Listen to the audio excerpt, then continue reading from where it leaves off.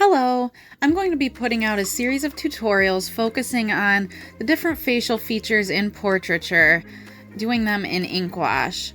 First, I'm going to start with my favorite today, which is eyes.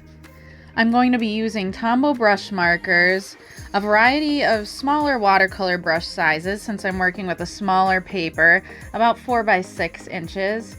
And I'm going to combine drawing with watercolor as I show you how to paint eyes. The first thing you want to do is make an outline in pencil and keep it very light so that it doesn't show through once you start your ink wash.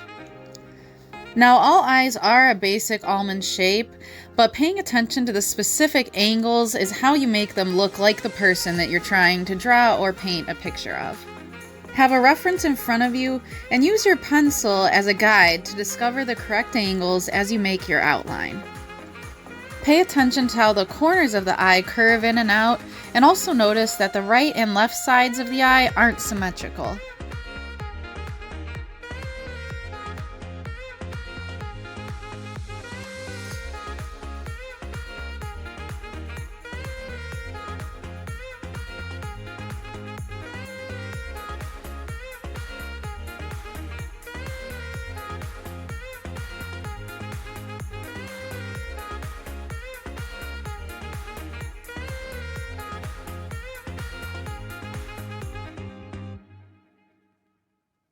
With watercolor painting, often you build from light to dark, but for this ink wash, I'm starting with the medium tone because as we blend this color out with water, it's going to dilute and naturally create some of our light areas.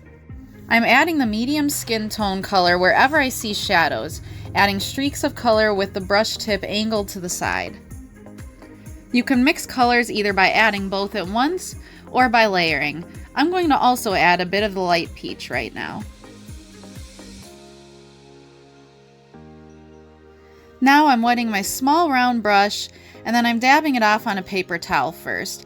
You just want it damp. I'm running over the colors starting with the darker areas. You want to periodically rinse your brush out as it gets saturated with ink, or else it can end up darkening up even the areas that you want to stay highlights. I'm running the damp brush over every edge until it's soft and blurred.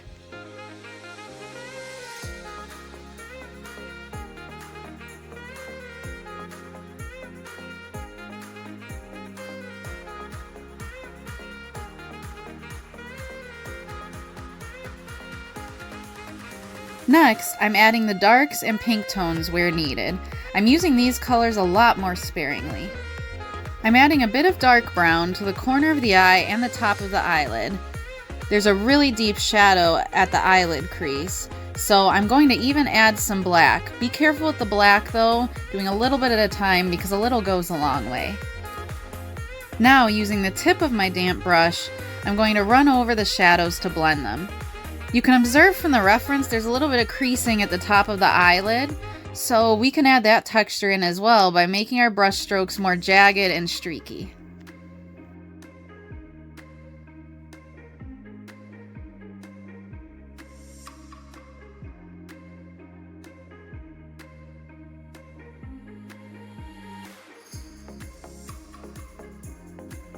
There's a slight shadow where the skin curves over the eyelid, so I'm going to add that as well.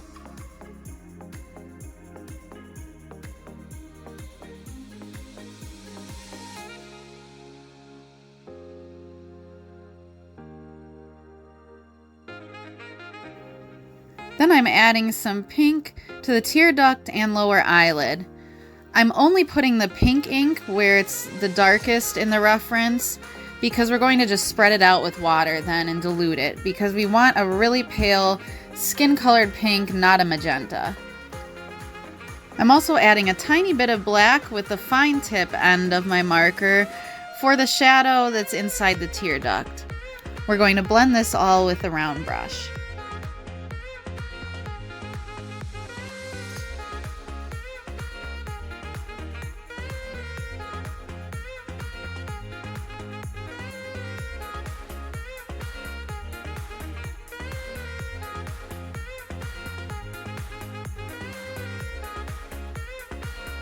Now before we get to the iris, we're going to make a shadow around the eyeball. You want to add a fine line of black to the top of the eyelid and the bottom corners. Then I'm running over this with a damp brush, angled to the side. I'm going around multiple times, blending inward. I'm rinsing in between each time that I circle around so that it doesn't get too dark. Continuing to blend inward with water is going to cause our black to get lighter and lighter and lighter until we have a really gradual, seamless transition from the dark edge to the pure white.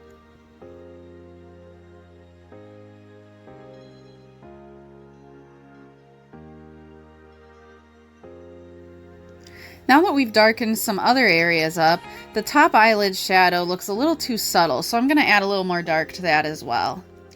It's best to start light because you can always darken it up later. It's a lot easier to add color than to try to take it away.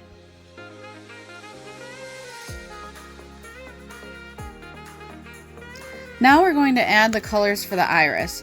This particular reference has a lot of color. I'm putting some blue along the outside, making jagged edges to follow the texture present in the iris. I'm putting some gold around the pupil and then some greens in between. I'm leaving the upper right highlight open.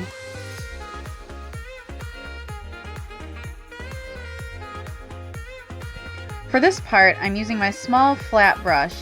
I dampen the tip and I'm using it at a 90-degree angle, blending inward. You can see how using the brush this way gives us our lined streaks that mimic the texture on the eye that's present in the reference. Now while the ink is still wet, I'm going to blot it with a crumpled piece of paper towel, and this is going to add even more texture. Next, we're going to add the black pupil, simply coloring it in. I'm going to blur the edges by tapping up and down with the tip of my damp flat brush. You want to be really careful during this part and work slowly and carefully, just tapping very lightly because you don't want the black to spread out too much. Next, we're going to use our really fine detail brush to add some rays of shadow, drawing from the black ink already present in the pupil. Now we're going to add the shadow around the iris, avoiding the highlight area still. We're going to blend it the same way with the flat brush. Rinse the brush and go around again, like with the other shadows we did earlier around the eyeball. And this is going to help us again get a seamless dark to light transition.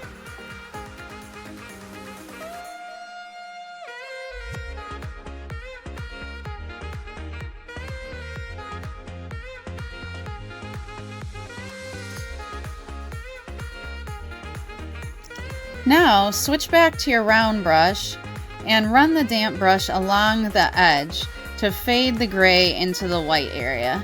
This makes the iris look set into the eye so it doesn't appear to be floating. It just makes the eye look like it's all one piece. Last, we're going to add the eyelashes. We're not drawing the entire lash. Instead, we're adding some jagged black ink along the lid. Then we're going to use a wet detail brush to draw the ink upwards, lightly flicking the tip of the brush into curved strokes. For this part, you do want your brush to be a little more wet so it can really draw the ink out all the way to the top of the eyelash.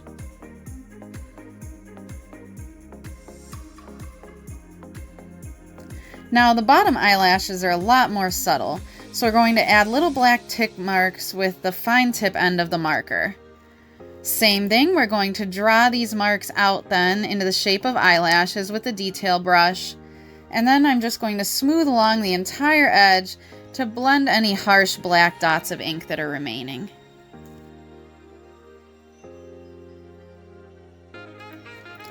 And we're done. If you try this at home, don't get discouraged. It really takes a lot of practice. You're going to have to try this multiple times. I showed the full level of detail that you can do here today, but that's not always necessary. You can play around with it and see what works for you. Be sure to subscribe to see more portrait-themed demos coming soon, and we'll also be working with different skin tones. Thanks for watching!